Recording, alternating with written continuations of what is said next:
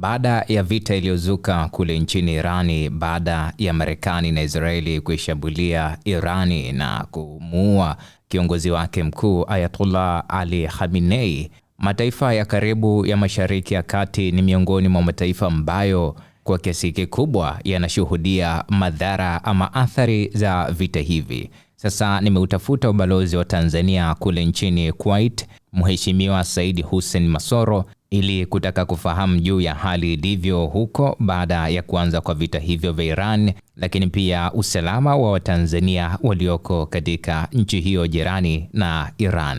Na Mheshimiwa Balozi, vipi hali ya usalama sasa hivi huko Kuwait? Asante sana Bwana Jerome wa IOTV. Kwa ujumla hali ya usalama tunaweza kusema ni shwari, lakini yenye hayo mashaka juu ya makombora ambayo yanapigwa kuelekea katika nchi hii ambayo sisi tupo. Kwanza naomba nitumie fursa hii ndugu mwandishi wa habari, kwanza kuipongeza serikali ya Kuwait kwa hatua ambazo wanachukua za kutulinda sisi tulioko hapa, kwa kuhakikisha kwamba kwanza makombora mengi ambayo yanaelekezwa hapa, kwa mujibu wa taarifa vyanzo rasmi vya serikali, ni kwamba wamekuwa wakifanya juhudi ya kuzuia kwa maana ya kufanya interceptions, na hiyo linatuhakikishia sisi usalama. La pili, kwa kweli nichukue fursa hii pia kuwapa pole wale ambao tayari tuna taarifa za wamejeruhiwa kutokana na mashambulizi hayo na wako hospitali, na wale ambao tayari wametoka. Tunawaombea Mwenyezi Mungu azidi kuwapa afya na wapone haraka. Tatu, pia tunaungana na wengine kutoa pole zetu nyingi sana kwa wale ambao wamepoteza maisha kwa ajili ya kusaidia kulinda sisi ambao tuko hapa. Mwenyezi Mungu azilaze roho zao mahala pema peponi.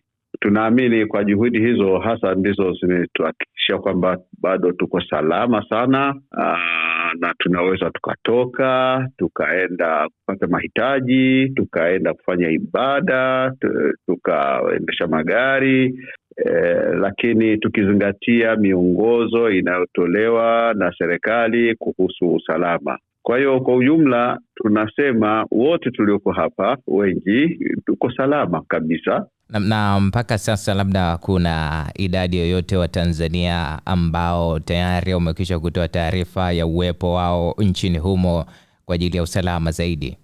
Tunazo taarifa za Watanzania wengi wamejisajili katika ubalozi, lakini lipo kundi sogozi la Watanzania wote maeneo mbalimbali wanakufanyia kazi, wanapoishi, tumo katika hilo kundi.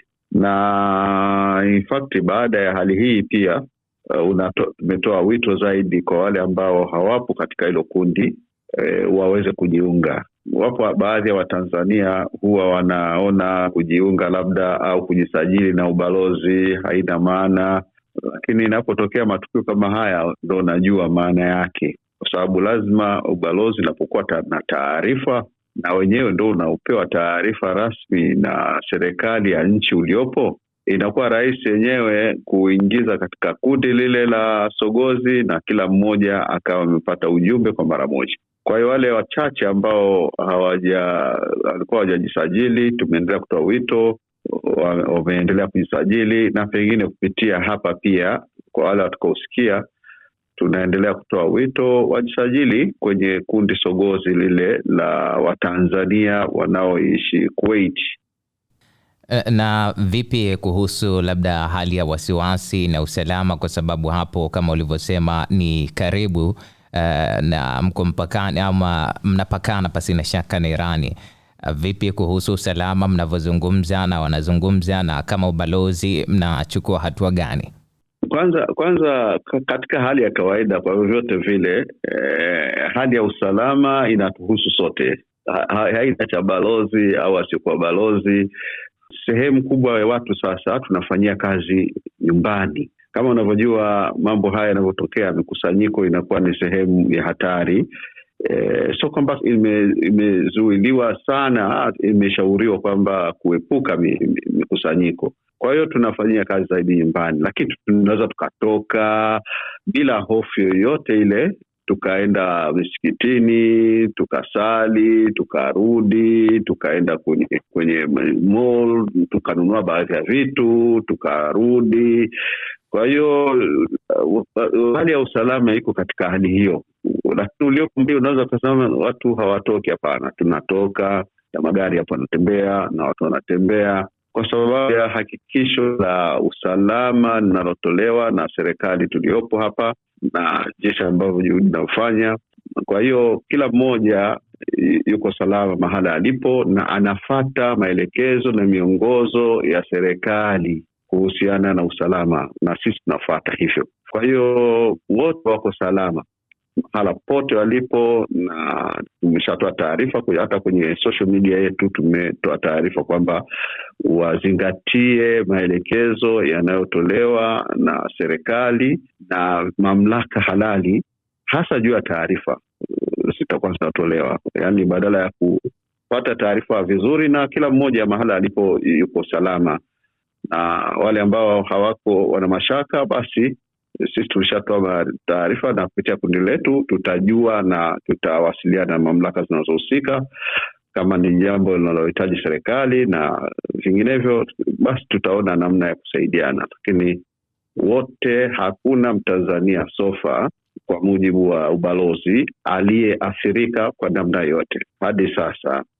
Lakini pia kama yupo, basi akisikia hii pia tunatoa fursa aweze kuwasiliana na ubalozi, na sisi tutaona namna ya kusaidia kwa kadri inavyowezekana. Na labda Mheshimiwa Balozi, kuna namna yote kama ubalozi kwa ujumla mmeandaa kama mpango wa dharura, basi na shaka kama swala hili likienda kombo zaidi, kwa maana ya athari zikafika zaidi mpaka Kuwait? Serikali hapa imeshatoa maeneo ambayo yana hifadhi salama. Kila mtu kwenye maeneo yao imetolewa kwamba unaweza kukimbilia maeneo. Kuna eneo ya shule ambao kuna bunkers, kuna maeneo salama ya kuweza kujihifadhi. Kwa hiyo kila alipo Mtanzania, na kwa sababu ya dissemination ya information, anajua kwamba sehemu ambayo naweza nikaenda ni eneo hili, ni eneo lile. Kwa hiyo yametolewa na mamlaka za hapa. La pili, ikitokea kwamba hali imekuwa mbaya na whatever itakavyojitokeza, kumbuka kwamba njia ya usafiri wa anga imefungwa. Kwa hiyo hata unaposema unafanya evacuation kwa njia ipi?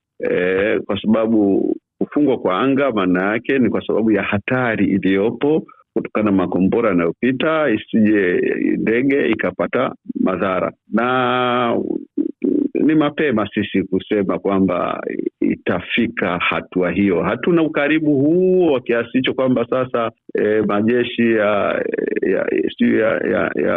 nchi huko wanaopigana sasa yanakuja na nini. Sasa hiyo kwa kweli tunaweza tukasema tunawaachia wenyeji, hatuwezi kuisema sana, lakini sisi hatuoni kama tunaweza tukafika huko. Na tukifika huko, basi mamlaka za hapa na miongozo inayotolewa itatusaidia kutuongoza namna ya kufanya uokoaji, namna ya kuwakinga, namna ya maeneo ya kwenda kujikinga na vitu kama hivi. Lakini kwa sasa hali ni hiyo. Basi shukrani na kushukuru sana Mheshimiwa Balozi Said Hussein Masoro kwa nafasi yako kuzungumza nasi IOTV. Nami nashukuru sana na karibuni tena kwa updates zote ambazo mtaona zinahitajika. Kwa hiyo tunahakikishia kwamba sisi tuko salama, na bahati nzuri tulishafanya mawasiliano na wizara na serikali yetu imeshatupa miongozo mbalimbali, na utayari wa serikali pia juu ya lolote linaweza kutokea. Tumeshapata maelekezo kutoka serikalini na kwa hiyo sisi tunakaa tukiamini kwamba lolote katokea liko ndani ya uwezo na serikali iko tayari kuokoa maisha ya Watanzania walioko hapa.